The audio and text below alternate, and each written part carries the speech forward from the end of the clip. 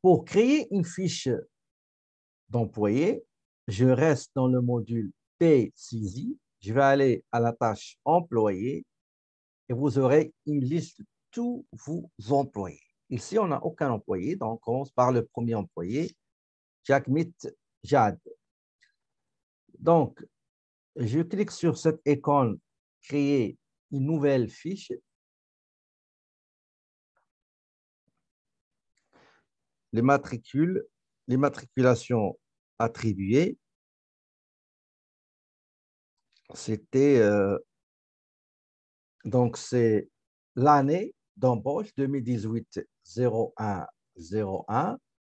La première lettre de son nom de famille, donc J, et la première lettre de son prénom, Jad. Vous pouvez écrire ici Jagmeet Jad. Le nom, donc c'est Jagmeet Jad.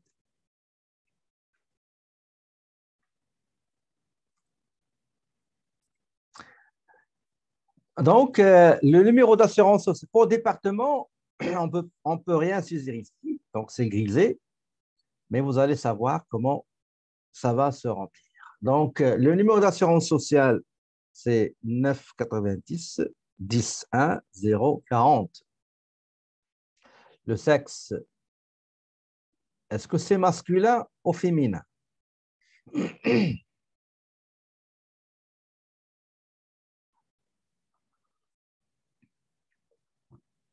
Allez-y, mes chers connaisseurs.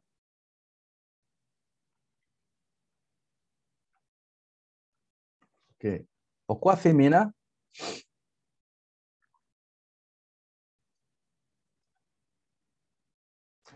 Bon sexe, c'est féminin. État civil ou bien état matrimonial ou bien état familial. Donc, c'est marié. La langue,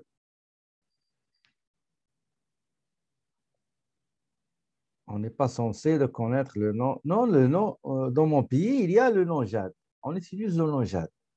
Pas, OK. Bon, on continue. Donc, la date de naissance. Maintenant, on va mettre la date de naissance. La date de naissance, elle est née date de naissance, le 7/07/1977. Pardon. Donc, il a 40 ans. Date d'arrivée, ça veut dire c'est pas un camion qui est arrivé, c'est pas un train qui vient d'arriver, mais c'est un employé. Donc, il fallait mettre embauche, par exemple. Date d'embauche. Il y a date en haut, on met embauche. Entrée. Parfois, je travaille dans des logiciels où il y a entrée. Donc, la date d'entrée, mais date arrivée, date sortie, je ne sais pas. Ça, c'est départ, oui.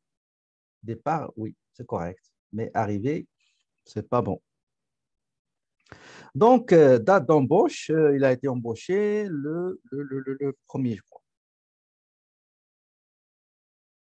Oui, le 1er janvier. Donc, 01/01/18. Son adresse. Donc, son adresse. Pourquoi il vous donne 2 mois ici? À votre avis, pourquoi?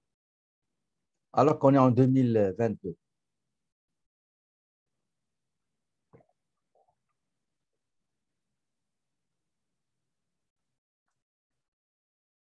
Donc, 2 mois ici, ça veut dire que aujourd'hui, le 23 mars 2022, lui, il a pris le mois de votre système, votre ordinateur. Maintenant, pour son adresse, donc 1-234, boulevard La Solitude. Boulevard La Solitude. La ville, c'est Montréal. Le pays, je dois écrire CA encore une fois. Le code postal, c'est H1, H2, H3. Le téléphone, pour spécifier est-ce que c'est résidence ou portable, vous pouvez venir ici en bas et vous allez mettre portable ou bien mobile, portable. Vous allez mettre 514 777 1979. Je vais mettre téléphone portable, ce sera pas long. Téléphone portable et le téléphone domicile. Donc, c'est le 514 777 0707. Il n'a pas de site, mais il a un courriel. Donc, le courriel, c'est Jagmeet 77 à commercial fido.ca. Qu'est-ce que j'ai fait là? Donc, Jagmeet 77 à commercial fido.ca. Donc, avant de valider, il faut vérifier. OK, donc, on vérifie le numéro, le nom, prénom, le numéro de l'assurance sociale, le sexe, état civil, langue, la naissance, date de naissance 77, 16, date d'embauche 1er janvier, adresse, Boulevard La Solitude, le code postal H1, H2, H3, etc. Donc, une fois vérifié, on va passer à la deuxième partie, à paramètres. Maintenant, on est dans le dossier. Dans le dossier,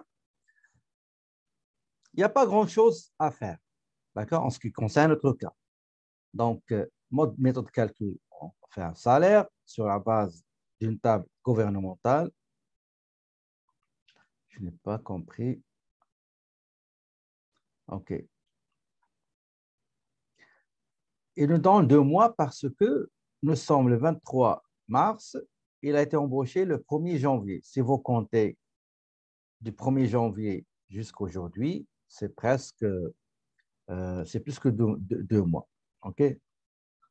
C'est ça. Mais il ne prend pas en considération l'année. Parce que lui, il est toujours figé sur, il épinglé sur 2018. Donc, regardez ici, dans le dossier, il n'y a pas grand-chose à faire. D'accord? Vous passez uniquement fonction. Donc, coordonnées, dossier, il n'y a rien. Fonction. On va saisir qu'est-ce qu'elle fait, quel est son travail, quelle est sa position, qui son poste dans le département dans lequel il travaille. C'est un gestionnaire de stock. Donc, gestionnaire de stock, tabulation, et il va vous demander de sélectionner quel est son département. Quel est le département dans lequel il travaille. Vous aurez toute une liste. Vous aurez commercial, comptabilité, finance, ressources humaines, informatique, production, marketing, réception, entrepôt, etc. Commercial, donc, et on passe au suivant, définition. Là, on va définir les composants du salaire, des heures. Est-ce qu'il a un salaire régulier et salaire horaire, ou bien est-ce qu'il a uniquement le salaire régulier ou bien est-ce qu'il a uniquement un salaire horaire? C'est quoi la différence? La différence, c'est que le salaire horaire, c'est un montant qu'on calcule selon la formule suivante. Heure travaillée multipliée par combien ça coûte une heure, ce qu'on appelle le taux horaire. Donc, taux horaire, ici le taux horaire, c'est 18 $ multiplié par les heures normales travaillées plus les heures supplémentaires à majorer à 50%, c'est l'UNA, plus les heures supplémentaires majorés à 100%, s'il y en a. Ça, on les appelle les salaires, le salaire horaire, calculé selon les heures travaillées. Mais le salaire régulier, il n'est pas calculé sur les heures travaillées, mais c'est un montant qui est fixe. Comme les commissions, nous avons par exemple des commerciaux, dans leur bulletin de paie, il y a le salaire horaire, c'est-à-dire selon les heures qu'il a travaillé, plus un montant qu'on donne comme commission. Ce montant-là peut être fixe, peut être variable selon le pourcentage, par exemple, des ventes concrétisées. OK? Parce que en tant que commercial, je peux contacter 10 000 clients, mais l'entreprise va me dire, je ne peux pas vous donner un pourcentage parce que ça n'a pas été concrétisé. Si vous ramenez un client qui va acheter, là, je vous donne un pourcentage du chiffre d'affaires. OK? C'est ça. Dans ce cas-là, on a deux types de salaires. On a le salaire régulier de 1 000 $, un montant fixe, je le coche, et un salaire horaire, parce que je vois qu'il a travaillé 60 heures. Donc, il travaille 10 heures et 6 heures-là seront payées. Donc, je coche salaire horaire. C'est tout ce que vous devez faire ici, selon le cas qu'on a. Maintenant, je passe au salaire. J'ai défini type de salaire, etc. Et maintenant, le salaire. Le salaire régulier. Le salaire régulier, c'est un montant fixe. Un représentant, un vendeur qui a participé à contribuer à un chiffre d'affaires pendant un mois ou un trimestre de X $, on va lui donner, par exemple, 15%. Donc, 15%, on va mettre ce montant-là ici. Ici, nous avons 1 000 $. On nous a donné quoi 1 000 $, c'est le salaire régulier. Maintenant, le salaire horaire qui sera calculé sur les heures travaillées. Il y a 3 types d'heures travaillées. Les heures travaillées, les heures normales, standards, régulières. Il y a les heures travaillées au-delà des heures régulières, ce qu'on appelle les heures additionnelles, les heures supplémentaires. Il y en a des heures supplémentaires qui seront majorées à 50%, vous prenez le taux horaire, plus 50% de ce taux horaire. Il y en a qui seront doublement rémunérés. Ça veut dire que vous prenez les heures supplémentaires à majorer à 100%, ça veut dire que je prends les heures travaillées, multiplié par le double du taux horaire normal, le taux horaire régulier. Les heures travaillées pendant cette période-là, qui est la quinzaine, donc c'est 60 heures.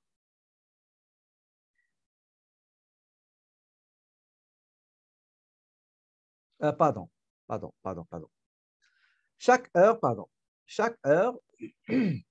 chaque heure sera rémunérée au taux normal. Au taux normal. Donc, il a travaillé 60 heures. Pardon. Le taux normal régulier, c'est 18 $. Je vais mettre 18. D'accord? Donc, 60 heures travaillées pendant la quinzaine, ils seront rémunérés à hauteur à raison de 18 $ l'heure. Donc, ça, c'est les heures régulières, les heures travaillées, les heures normales. Maintenant, pour les heures à majorer à 50%, il y en a 5 et les heures à majorer à 100%, il y en a 5. Regardez, ici, vous prenez 18 $ multiplié par plus 50%, c'est-à-dire 9 $, ça va vous donner 27 $. Et les heures à majorer à 100%, vous prenez le taux horaire multiplié par 2, c'est double rémunération, 18 fois 2, 36. Il n'y a pas ici dans l'énoncé, il n'y a pas un remboursement des dépenses. Les dépenses effectuées par l'employé, donc on n'en a pas. Contribution. contribution. Ici, on parle uniquement le taux qu'il faut saisir, c'est 4%. Vous voyez? Donc, l'autre fois, quelqu'un m'a demandé pourquoi on met un pourcentage alors qu'un titre montant. Selon la conception du logiciel, du système, cette colonne dit le montant qu'on va calculer sera calculé sur la base de la formule suivante. On cotise 4%, le montant égal 4%, multiplié par le salaire. Donc, c'est 4% du salaire total, du salaire brut. Pour ce qui est documents, si jamais vous voulez insérer un contrat de travail, des notes, des correspondances que vous envoyez, vous pouvez les incorporer, les annexer dans sa fiche d'employé. Donc, voilà.